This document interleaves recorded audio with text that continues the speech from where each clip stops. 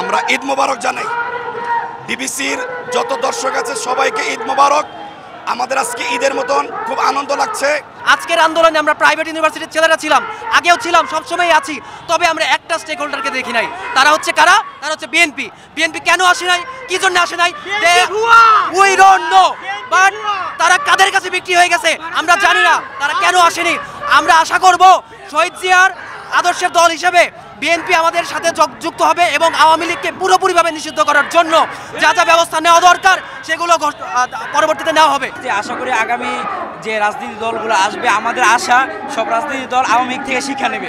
আওয়ামী লীগ থেকে এরা এই জুলাই আন্দোলন এবং আজকের দিন থেকে শিক্ষা নেবে, যাতে পুনরায় ভবিষ্যতে এরা কি আর এক কার্যক্রম করবে না ইনশাল্লাহ। আমাদের দাবি একটাই, স্বৈরাচার মুক্ত দেশ থাকবে।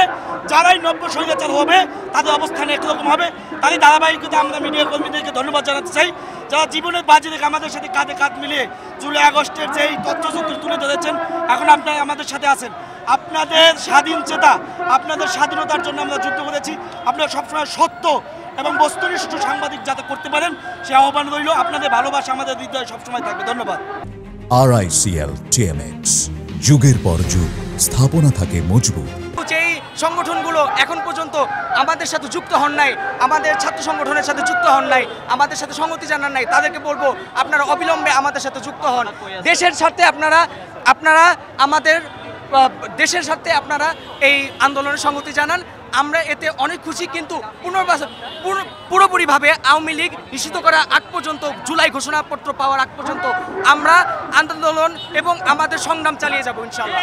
আওয়ামী লীগের প্রতিটি অফিসে, আদালতে, প্রতিটি সেক্টরে আওয়ামী লীগের সচিব, আওয়ামী লীগের অফিসাররা বসে আছে।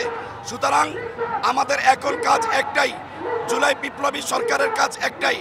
আওয়ামী লীগ নিষিদ্ধ হয়েছে, এখন সচিবালয় সহ পুলিশ প্রশাসন, সেনাবাহিনীতে যেখানে আওয়ামী লীগের ফ্যাসিজমের দালাল চক্র থাকবে তাদেরকে দ্রুত অপসারণ করে সোনার বাংলাদেশ, একটি সুন্দর বাংলাদেশ বিনির্মাণ করতে হবে।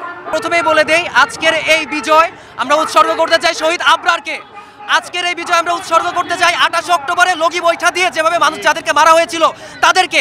আজকের এই বিজয় আমরা উৎসর্গ করতে চাই গত 16 বছরে গুম, খুন, হত্যার মাধ্যমে যে সকল মানুষের মানবাধিকার কেড়ে নেওয়া হয়েছে সকলকে উদ্দেশ্য করে। তবে এখন পর্যন্ত আমাদের জুলাইয়ের ঘোষণাপত্র আসেনি এবং দল হিসেবে আওয়ামী লীগের নিষিদ্ধের কোনো কথা এখন পর্যন্ত আসেনি। আমরা চাই সেটা দ্রুত সময়ের মধ্যে আসুক। তবে আসলে ভালো লাগার ভিতরে একটু সন্দেহ থেকে যায়, যদি কিন্তু রয়েছে আওয়ামী লীগ কিন্তু সরাসরি নিষিদ্ধ এবং নিবন্ধন বাতিল হয় নাই।